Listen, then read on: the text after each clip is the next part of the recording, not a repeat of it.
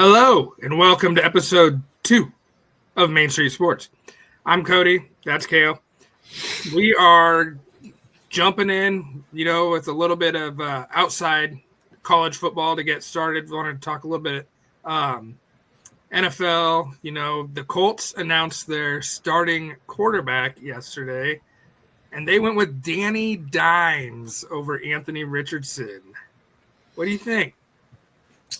Well, I don't know. I mean, maybe I should be thinking about what RG3 said today. Are they tanking? Are they tanking for Arch Manning already? I mean, you had the old man, or I guess not old man, but you had Uncle. Yeah. P. Family legacy. Yeah, that's an interesting concept to wrap my head around. Well, given Anthony Richardson's injury problems, it wouldn't shock me, but talk about throwing a season down the tank already before it's even started. Yeah, I mean, there's still a whole other week of preseason to go. Yeah, their fans are probably stoked about that take. Yeah, and then kind of another one that shocked me today was the Minnesota Vikings trading their defensive captain to the Jets for a 7th-round pick. Harrison Phillips started out in Buffalo, played the last 4 years in Minnesota, and that one just kind of caught me off guard. Did not see that one coming down the line. I honestly was not even sure what the heck was going on. I didn't even think that was real when you sent that text. Yeah, it's just this guy was just like last week doing a fundraiser for his children's group, with kids with cancer and disabilities. He's always working with them and just had a major event in Minneapolis, and now see ya. Yeah. Adios, amigo. So another thing that kind of came down the line yesterday, Kendall Rogers tweeted, NCAA baseball will now seed the top 32 teams for regionals. The one thing I wanted to hit on this a little bit about is they've always done top 16, then kind of regionalize it. So I kind of wanted to get your take on, does this benefit the SEC and ACC and the Fun Belt? Because now you're not getting, they're usually the top teams. They're not getting regionalized where all of a sudden super regionals are just going to be Southeast teams. Or do you think that it'll benefit some of the other programs out west and up north that they seed it this way, that maybe they can get a little bit better benefit of the doubt? Well, it just depends on how the selection process goes and what the emphasis points are going to be moving forward with that. So obviously the RPI factor is always one of the biggest things that they go off of. And if that's the case, then obviously the SEC, ACC is probably going to directly benefit out of that. What I would like and hope is that they don't lose any of these opportunities for northern schools to potentially get a host in that situation. You don't want to see it where all these regions are down south, especially with that late in the spring or even early summer, warm weather, everything, seeing those. I mean, why wouldn't we want to see a region in the Big Ten? Yeah. So I think Indiana, the last team to host in the Big Ten. So it'll be interesting to see where that goes. Big 12. I mean, I know they're pretty powerful in baseball, but it's mostly their southern teams, Texas, or not Texas anymore, but Texas Tech, Baylor, Oklahoma State, those programs, TCU. Heck, now they got Arizona State, Arizona, and Arizona's just in the College World Series. But right. It'll be interesting to see how this all plays out. Something I'm excited for. I just hope it gets planned right, and we'll see where it goes from there. Things like that, it sounds great, and you have to wonder what the angle is, moving to that format. What was wrong with the previous situation to have to warrant moving forward to that? Yeah, I don't know if it's a money issue or with the NCAA, we always assume money. So who knows? Now, speaking of Baylor, one thing. What's that? Because you, yesterday when I was talking about Rocco Becht, and then we talked about Sawyer Robertson, I was wrong in when I said that Becht was one of the more efficient quarterbacks. Sawyer Robertson is actually the most efficient quarterback coming back, and I switched those guys up in my thinking. Yeah. So little clarification point from last episode. Yeah, and I got one. I mixed up my Nebraska boys. Tony White is the defensive coordinator of Florida State, not the former Nebraska closer turned MLB reliever Tony Watson. So, yeah, had to get that one kind of cleared up. But yeah, this is our first time. Accidents happen. Oh yeah. Okay. So, I know you kind of had about 48 hours to think about it, and there is a question you wanted to ask me. So I just want to know what your thoughts are, if your feelings are still true about Brian Kelly's last game being coaching against Oklahoma after they lose that game, apparently. My feeling's still the same. The only thing I might change is Joel Klatt's playoff bracket. Having LSU as an 11 going to a 6 Notre Dame, that's worth the price of the playoff right there for me. See Brian Kelly go back home. So maybe I move it to Brian Kelly's final game is a playoff game at Notre Dame, and then he gets fired after he loses. How epic would that be? That would be pretty nuts. It's kind of one of the old, like the Sarkisian line where they left him on the tarmac, leaving Brian Kelly on the tarmac back in South Bend. Like, oh, I've been here before. Yeah, that'd be wild scenario. Yeah, I mean, geez, that's as fun as that is to think about. I do truly think that LSU is probably looking at an 8-4, 7-5 season. Mm-hmm. I mean, starting on the road at Clemson, Brian Kelly's 0-4 as in his openers as the coach at LSU, and it doesn't get any easier taking on Clemson. Oh my gosh. What a stat pull right there. Yeah. And then I did not know that one. Yeah, and then he gets Louisiana Tech, and then he's got Florida at home. Then good old Southeastern Louisiana, not the Muck Dogs, though. They go to Ole Miss, home against South Carolina, still sticking with their beating South Carolina. And it does have on here that is a flex window where they're either playing that at 3:30 or 7 p.m. So that helps my narrative a little bit more. Then they go to Vandy. I'm not worried about that. Home against Texas A&M. And that game's been a dogfight. Do you remember was it 3 years ago when they went to 7 overtimes? Oh, yeah. I just watched that the other day. It was like 74-72 or something like that. Yeah. Yeah. Yep. That was wild. And then after Texas A&M, they got a bye week, and then they go to Bama. Home against Arkansas, home against Western Kentucky, and then the good old Oklahoma game. So where I'm looking at those 4 losses are Oklahoma, Bama, and then Texas A&M, Clemson. I would say I'm most confident in the Alabama and Clemson, and then probably Oklahoma. And then you got like Florida, Texas A&M. That could be 4 or 5. I mean, Ole Miss is probably going to score 100 points but give up 95. Yeah. It's dude. If you're Brian Kelly, you have to be feeling a little heat anyway. Yeah. And I don't understand this. I'm probably one of the few that doesn't understand the love for Nussmeier. Well, he passed for 4,000 yards a year ago. Yeah. But I didn't know that. I didn't actually know that until today. I was kind of looking at some pass efficiency numbers and returning quarterbacks and all that kind of stuff. And there sits Garrett Nussmeier, 4,000 yards and a little bit of change, like just under 4,100. Yeah. You see his little brother committed to LSU yesterday as well. Families, they keep it the same schools, it seems like. Yeah. So, and my question now for you is, are you still feeling the same way about Minnesota going to Oregon and upsetting Oregon? And you have to ask me that while I'm wearing the Oregon stuff, right? Yeah. It pains me.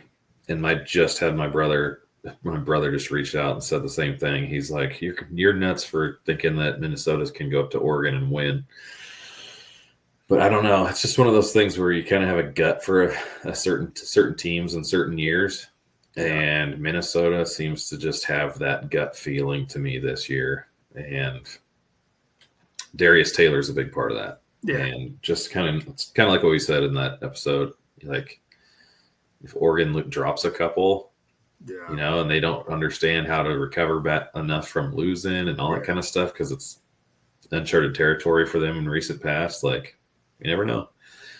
It'll be a low-scoring game, I think. I can see the Minnesota defense frustrating Oregon pretty well. Yeah, and it's going to be a weird game because two clashing of styles, and it's going to be who can dominate with their style more.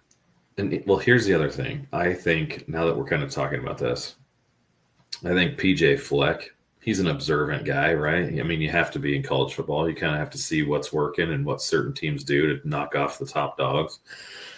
I think Vanderbilt gave a pretty good blueprint a year ago against Bama. Yeah. Like, why not? If you're Minnesota, why wouldn't you, on the road, try to bleed every last second of the play clock, run a play, Darius Taylor gets 4 yards, 5 yards, whatever, RPO to the outside, it doesn't really matter. And then all of a sudden, you got an 8-minute drive and score a touchdown at the end. Well, you just kept an explosive offense off of the field for a ton of time.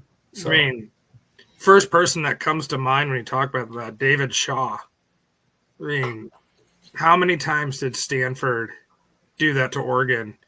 Just 2-3 tight ends, fullback, or bring in the extra tackle, and maybe that's part of it. Maybe that's part of it is from recency bias. I've seen it happen and unfold. How many times the blueprint how to beat Oregon?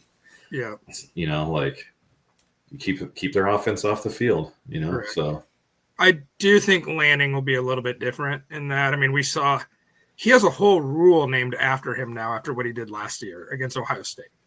That's so he's also very very sneaky in that way. He plays the game by the rules that they allow, and then I guess they make changes to the game because it's apparently cheating. So yeah, exactly. I mean, you could do that and you get a rule change right away, or you can scout football players for or football teams for 4 or 5 years, and all you get's a $30 million fine and some show cause penalties. Yeah. So yeah. That'll kind of bring us into college football. We got our questions out of the way. Obviously, a lot of things happening this week. We hit a little bit on Julian Sagan the other night being named the starter. And then yesterday we got CJ Carr starting for Notre Dame. Yeah. So for those of you that didn't know, CJ Carr is the grandson of former Michigan coach Lloyd Carr. I didn't know that. It's a fun fact. I learned that about 2:00 today when you texted me that. Yeah. Yeah. And he was the number 4 rated QB, it said in the 24 class, I thought, but you were kind of Is it 24? Yeah, it was 24. Okay, so he was the number 4 QB in the 24 class, and then obviously that'd be his first start's going to be at Miami. Yeah. Which what a way to open your career if you're CJ Carr, right? So, and that kind of brings us to a fun fact, right, about Notre Dame Miami. Yeah, that Notre Dame has lost 6 straight going to Miami. Yeah. The one thing that I think will help CJ Carr is it's real easy if all you got to do is take a snap and turn it around and hand it off to Jeremiah Love. Just let him go to work. Yeah, that's the workhorse right there. He's phenomenal running back. I mean, I texted you earlier today. I mean, I watched his run against Penn State at least like 7 times a week. That's just football porn. Breaking the tackles, not being taken down. It was only a 4-yard run, but it was like the greatest 4-yard run that in recent memory. Yeah, he's the real deal. And then another big one today, I think, was it today that it was announced at BYU? Yeah, I think it came in actually yesterday. Okay. But I mean, Bachman. are starting a true freshman at quarterback for the first time ever. And I believe is it Bachmeyer? Bachmeyer. Yeah, so he had a brother that played at Boise, apparently. Yep. So first time ever in his program history, BYU starting true freshman. The interesting detail I saw on that is 3 months ago, this guy was at Stanford. Yeah, he technically is a transfer. Yeah. Still a true freshman. So yeah, because he early enrolled. little weird dynamic. Stanford's OC left, so he left. Mm-hmm. So we'll get a little bit on Stanford here in a little bit. Texas Tech season hasn't even started yet, and they are dealing with some injuries. With their hype and the way that they operated in the transfer portal this offseason, like they've obviously got some high hopes, and they were dashed just a little bit by the injury to Quentin Joyner, the running back, transfer from USC. It was actually a knee injury that was this last Saturday in the Saturday scrimmage. Oh, man. And so if you didn't know, dude was highly touted, 65 carries a year ago for 500 yards. So do the math there, and it's pretty good yards per carry. Yeah, I mean, I'm no math major, but it's got to be around 8.5. Yeah, roughly. So, big hit to those guys, obviously, but still, the hype in Lubbock can still be, warranted for now. Yeah. Michigan lost a starting tackle on Monday when their 5-star freshman Andrew Badola went down with a knee injury as well. So Michigan was already dealing with losing a whole bunch of their linemen, and now you had a key piece that you were planning or counting on, and now he is done. Right. Well, and you ain't going to see me shed any tears over Michigan injuries. Yeah. I mean, feel bad for the kid, but yeah, exactly. As a fan. Yeah. Helps our argument on Washington going to the Big House. Absolutely. Absolutely, man. Yeah. Now we're going to look like geniuses. We're just going to get kind of a little bit lucky along the way. Yeah.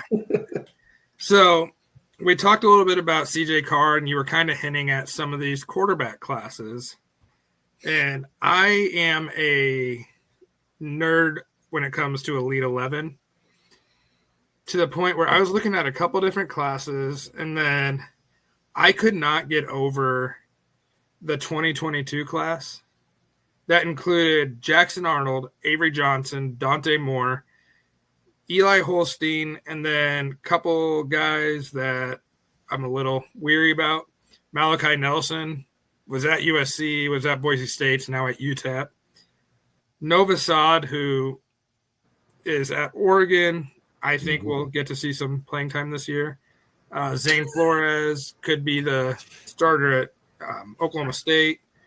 And then I honestly have no clue where Jaden Rashada is now. I thought he was. Is it UNLV? Well, but where did he go? He was at a big school. He was at Miami, and then he was at Arizona State. Well, he went from Arizona State to Georgia. I thought he was at Georgia. Yeah, so that one. But the two names that were not at Elite 11 that year, Arch Manning and Lenora Sellers. Manning opted out. I just don't know if Sellers made the finals. But that quarterback class is insane. Yeah, that's a lot of talent and a lot of people, a lot of QBs that you want to watch on Saturday and pay attention to, honestly. So the one that you mentioned, obviously we saw him play a year ago at Oklahoma, but Jackson Arnold, I don't know. I think that he's going to fit at Auburn. I mean, we talked through that last time on the last episode and stuff in some of their schedules, but I do get excited thinking about the prospects of Jackson Arnold in that Auburn offense. And then just kind of hit on the 23 class before we head into our next issue. 2023, CJ Carr obviously announced as a starter.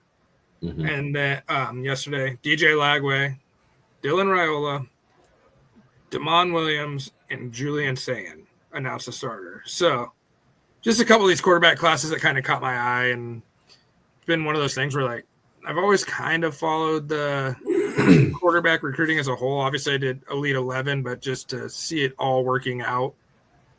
Yeah, I will say I was surprised, and this is just pure like Husker fanhood right here, but like I was actually shocked to see when Coach Holgerson said that Raiola's making throws that he's never seen a quarterback make ever.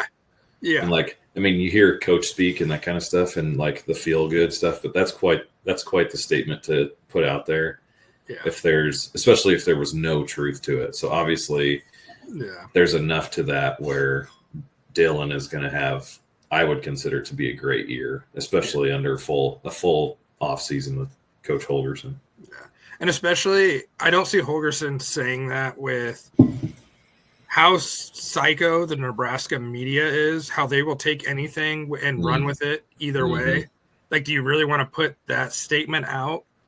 Because that's going to be, if it doesn't happen, that's going to be all the pressure on Dylan and Dana. It's like, well, Coach, you said that this was the best you ever seen, and what's going on? Right. Well, and I think Coach Holgerson has set the precedent already with just coming in and just saying it how it is. Yeah. Like, he's not one that's just going to give you a bunch of lip service and stuff. He's kind of just a cut and dry dude, and like he tells you how it is. And that's exactly who I'd want to have as a coach anyway. Tell me how it is, and don't give me any of the don't beat around the bush, so to speak, or whatever, like just give me how it is. Tell me the truth. Yeah. There was Josh Pate had a segment when he was on Bussin' on Tuesday, and he brought up a good point that I've never like comprehended or even had the thought process of. And he was talking about when we talk about not reaching expectations and how much pressure we put on college athletes. And he goes, well, whose expectations do they not meet? You're getting mad at the player. You're tweeting at the player. You're, going off on message boards on the players because they didn't reach the expectations. But you're the one that set the expectations for the player. Like, you're mad you didn't reach the expectation in your mind. And like, ever since he went through that whole segment, I was just like, dang, there's been a lot of Saturdays and Sundays I'm all upset about, like, oh, I've been hearing all this, building up my belief, and then it didn't happen. It's like, well, I had built that expectation up in my head. Right. Yeah. It was just a very interesting standpoint to look at that it had my eyes opened up a little bit. Sure. Yeah. No. The big thing, he was hitting on Arch Manning, where there's all these expectations because of his last name. He's going to win the Heisman. He's going to win national championship. It's like, why are we doing to this kid that's started 3 games? Right. And so, like, it's just unfair pressure that's put on these kids, too. And he's not asking for it. No, but the paycheck does, too. Yeah. Highest paid player in college football. Right. When you change that dynamic, you start, I mean, when it comes down to it, they're still 18 to 22, 23-year-old kids, like, and even with the money factor, they're not professional athletes just because they're getting paid, so they still should be given the benefit of the doubt as an amateur athlete, I think, personally. So, yeah. In any case. One thing, I got to pull this up real quick because we brought it up the other night, and then we'll probably wrap this up here pretty quick we got football this weekend in less than 72 hours. But one thing that I wanted to look at was Wisconsin. Okay.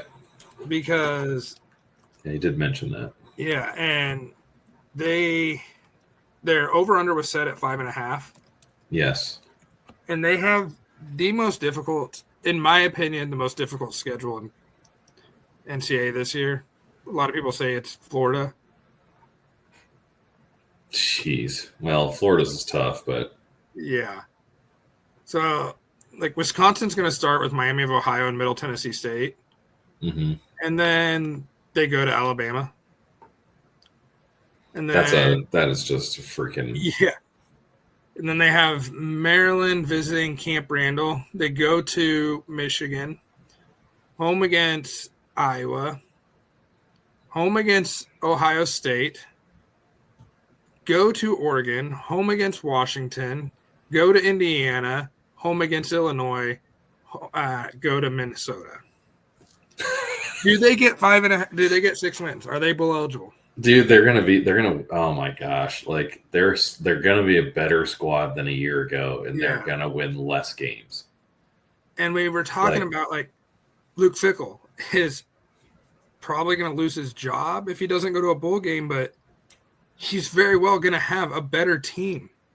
Well, I mean, it's just nuts. Look, they gambled. To me, it was a gamble and a lot, and they lost. You know, like, gosh, Fickell came in right away trying to change that culture to an air raid offense. Bringing in Phil Longo. They already tried that. Who was the guy that came in after Alvarez? No, not Alvarez. After Bielema. Alvarez, Bielema. It was the dude that ended up going out to Oregon State. Yeah. For a little bit. Anderson. Yeah, and he tried bringing like spread and all this stuff, and like at Wisconsin, you know, you forever. I mean, it's just like Nebraska, you know, like forever built downhill running, play action pass, you know, like, and just completely dominate in the trench.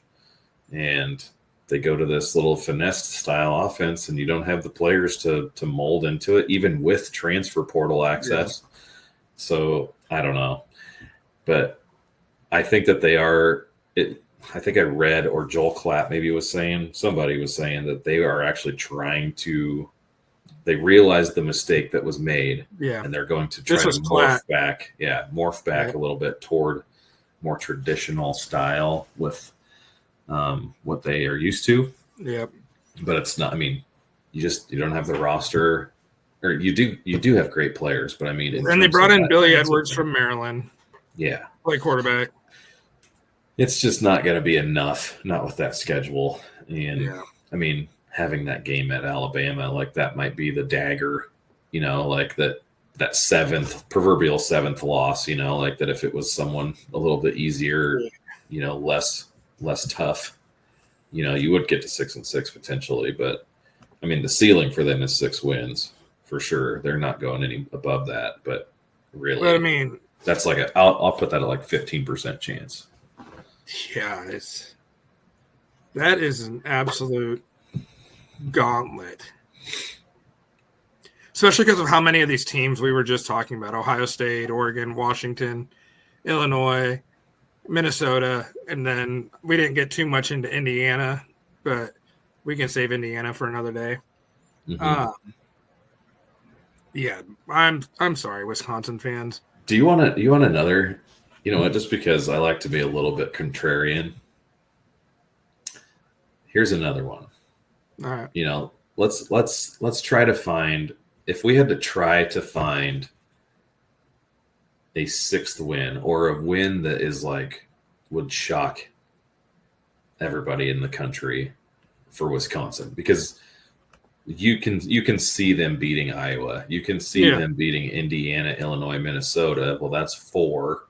And then Miami of Ohio, Middle Tennessee. That would be 6. But let's say you don't beat Indiana, Illinois.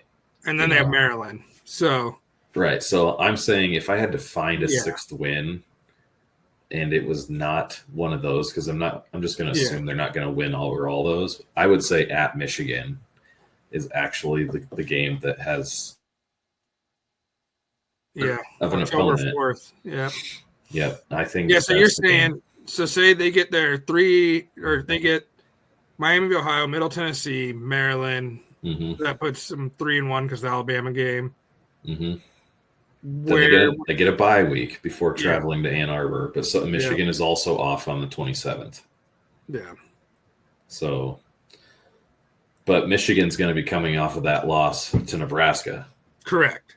So, and they're going to have 2 losses already because they're going to lose to Oklahoma. Yep. And so then you're going to be like, then you're reeling and all that kind of stuff. And Wisconsin's kind of, you know, I don't know. Like, that's just the one I'm circling right there to make sure we watch, be paying attention to Wisconsin on October 4th. Yeah, I see it. And the Big Ten's more fun when Wisconsin's good, in my opinion. I mean, I always want to beat Wisconsin, but I mean, for the past decade, or 2 decades now. They've been always in that hunt for a Big Ten title. Yeah.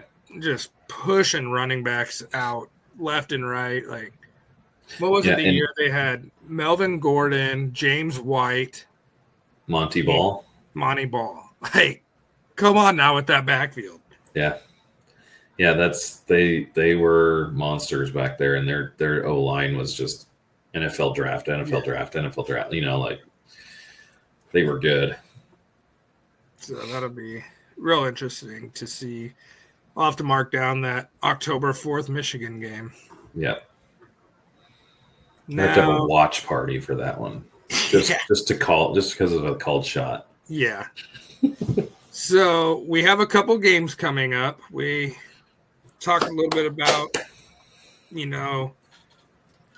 Farmageddon going on. But before Farmageddon, we got Hawaii and Stanford. Now, chronologically, Farmageddon will happen first, but we're going to talk. We're going to talk Stanford, Hawaii, and why in God's name would we talk Stanford and Hawaii football? Okay, well, first of all, Hawaii. I mean, just from Stanford's point of view, most people probably be like, okay, Stanford's pretty good program, all that stuff. Well, fresh off a 3-9 season a year ago. Didn't win a single ACC game at home and gave up 38 points per game a year ago. Also, they are 2.5-point dogs in this game at Hawaii. So you'd be wondering, what in the heck does Hawaii have at quarterback after they lost their quarterback, Braden Shager, to graduation, who was a pretty good quarterback. Yeah. But Hawaii, in the last 6 home games on the island, they are 5-0 with 1 push. So I think that's one you can watch and want to be kind of tuning in for. I think it's a 5 o'clock kickoff or something Central Time on like Paramount or something, or CBS, or I don't know. But yeah, I remember last year we were sitting there. It was like, oh, we got a night game. We got Hawaii still, and I think we ended up having to find like a link to Hawaii's school website, and we were texting it back and forth to each other. And it was like 2 low-angle cameras. It was middle of the day in Hawaii, so the sun's reflecting in the camera half the time. Right. Oh, yeah. Yeah. So how many, not just us two, but across, we'll say the East Coast, Central Time Zone, maybe Rocky Mountain, how much sleep have we college football fans lost because we absolutely fell in love with guys like Timmy Chang, Colt Brennan, Cole McDonald, like the quarterbacks out at Hawaii throw for 500 yards. Man. We never hear about them again. Yep. Man, that just kind of going back, you say Colt Brennan, obviously, and going back to that team that played in the Sugar Bowl against Georgia. Yeah. Now that was not a very fun game to watch if you're one of those guys that likes to see the group of 5 play with the big dogs. Yeah. But I remember watching a lot of those Hawaii games leading up to the end of the season, and their receiving core was like ridiculously fun to watch. Like just a bunch of athletic dudes and flying all over the field. Oh, and, yeah. I mean, they threw the ball like 67 times a game, it seemed like, and man, they were fun. That was a fun group. I think it's good for college football to have Hawaii be good in college football. Yeah. They kind of been messing around with their uniforms a little bit too. Have they? I have not seen that. Yeah, their helmets. They've worn like 7 different helmets now. So it's always fun to see what Hawaii is going to bring to the table. That's crazy because it's like is a nice little place to recruit to. Yeah. But I mean, obviously the travel's ridiculous. Yeah. But like, I mean, aside from, I don't even know how to describe this, but like consider them, they have the best like scenery in all of college football. I think that's kind of a cool culture, like atmosphere at the stadium. Like when they were good, I don't know how the fans are in terms of like fair weather or whatever, but anyway, looking at Stanford's schedule though, and I'm not going to get into this very much, but it's like their over under on the season is 3.5. And I'm sitting here wondering, like, where do you even find the second win if they lose at Hawaii? Yeah. Like, where do they find a win? They have at Hawaii, then a bye week. They're bye week on week 1. Yeah. Then they go to at BYU, host Boston College, at Virginia. They host San Jose. So if you lose to Hawaii, though, you can't be big-time favorites versus San Jose. And San Jose State, they've been getting it going the last couple of years. I mean, obviously, I know their coach left for Arizona, but like they might really drop off last year. Is this crazy? I mean, Frank Reich is their coach now, the former Colts coach. Yeah, and like they have games at SMU, Florida State at home, at Miami, host Pitt, at North Carolina, and then they have Cal at home. That might be the only win. And then they're gonna get Virginia. At Virginia? Yep. I have no clue on what Virginia has, but they're gonna get Virginia. Okay. Well, that's the one win, because otherwise I was about to say if they lose the opener to Hawaii on Saturday, yeah, they're going 0-12. Yeah. That's ooh. Well, we'll get to find out. Watch their only win be against Notre Dame, and just 2007. We brought it up the other night. Just completely screw up the whole playoff. They go. Notre Dame comes to town. All 7,000 fans show up. It's a sleepy atmosphere, and at the farm. Yeah, Notre Dame goes full Northern Illinois last year, and Stanford just pulls off the W. Oh my gosh, that should be it. Should be if you lose to an 0-11 team on the final week of the season, and you're 11-0, that should keep you out of the playoffs. Yes, absolutely, 100%.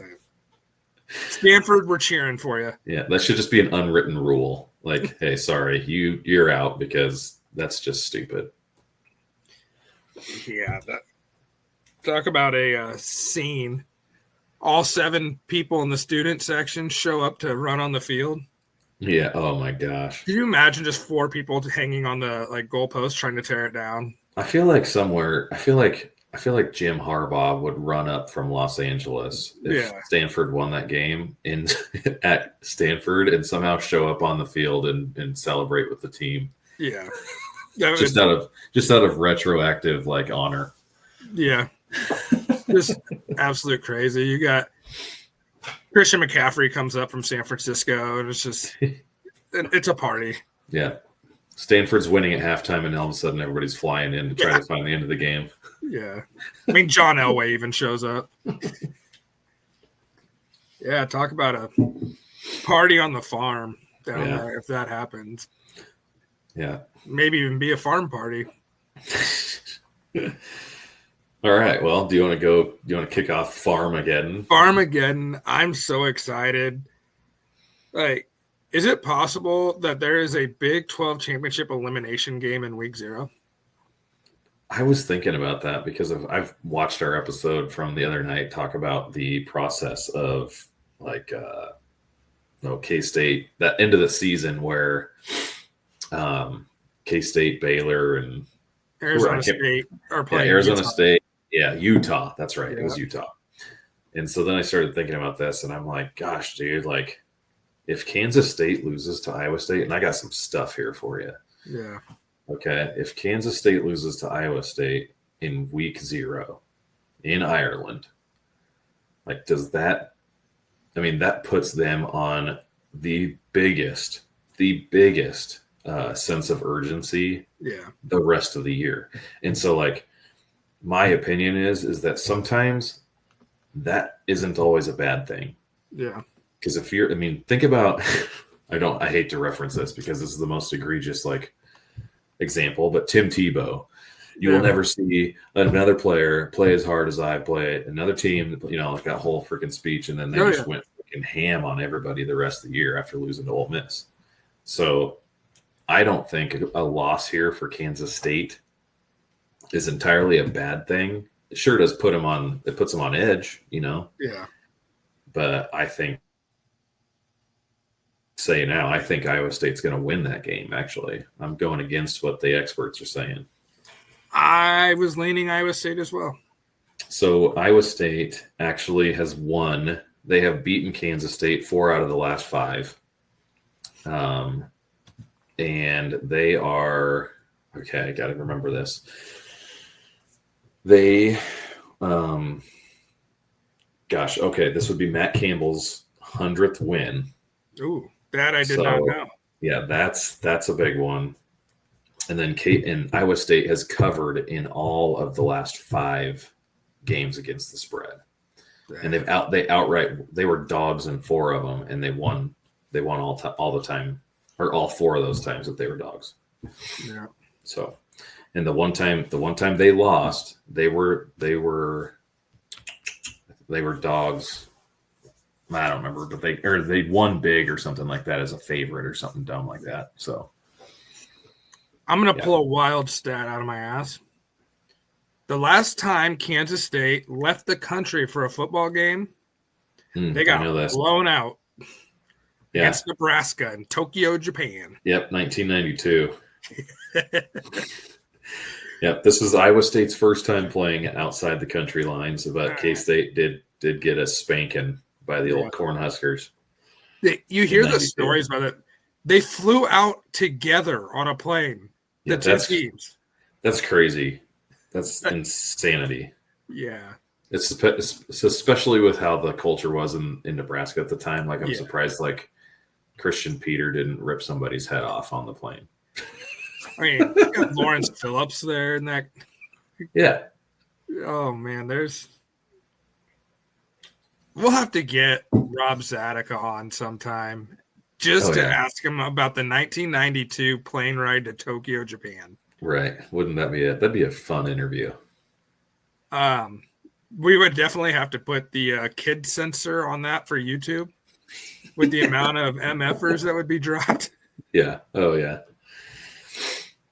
But, a little bit more. So, Kansas State, Iowa State, we talked about what it means for them for this season and kind of some of the totals and all that. But when it comes down to the football, Kansas State offense with Avery Johnson and drawing a blank on the running back's name that transferred from Colorado.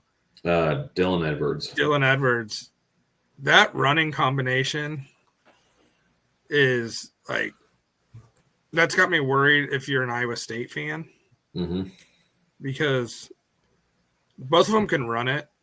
And I'm sure Bill Snyder is off somewhere. Like, where the heck were these guys 20 years ago for the way Snyder ran his offense? But Kleiman also is very, very fundamentally strong when it comes to his offensive line, his technique, with his quarterback run game, with what you saw up at North Dakota State, and obviously the last couple of years he's been at Kansas State. Mm-hmm. So it'll be interesting to see what he does with Avery Johnson. So here's another little tidbit about your boy Dylan Edwards. Dylan Edwards was held to 3 yards rushing in this game a year ago. Really? Yeah. He was only on 5 carries, but dang. So yeah, that'll be pretty interesting. I did not know that. Yeah, so here's a couple things just because for the fans that are listening. So Iowa State leads the series of Farmageddon 54-50, which is kind of crazy. That just doesn't seem like that should be that, but I know Kansas State was one of the worst programs in like the 70s and 80s. Yeah. I mean, until Bill Snyder came along. I mean, the Stanford team that we're talking about going 0-12 was better than them. So yeah. So anyway, this is actually also the first ranked matchup ever in history for both teams since 2012 or 2002, where both teams are preseason ranked. Really? So they have not both been ranked to open a season since that year. One thing I'm kind of excited to see is what uniforms Iowa State's going to be rocking. I hope it's the black and whites because Black and whites, that's my favorite. Those guys, they coined the whole black and white thing. Yeah. Like they did it right. They pulled it off. Yeah. I think that's all I got for tonight. Probably come back, drop an episode on Monday, revisit what happened this weekend. Mm-hmm. Yep. Really looking forward. Conference predictions next week. Yeah, I think we could go like maybe 2 and 2, like 2 conferences, and then the next night. Well, and then we'll be doing a bunch of stuff with the whole full slate of games for next week, especially Thursday's slate. Thursday with opening week is always really, really good. Yeah. And, all right, I got a question for you to ponder until the next episode. A question for you to Samantha ponder. The G5. Are you riding Boise State or are you riding Retzlaff at Tulane?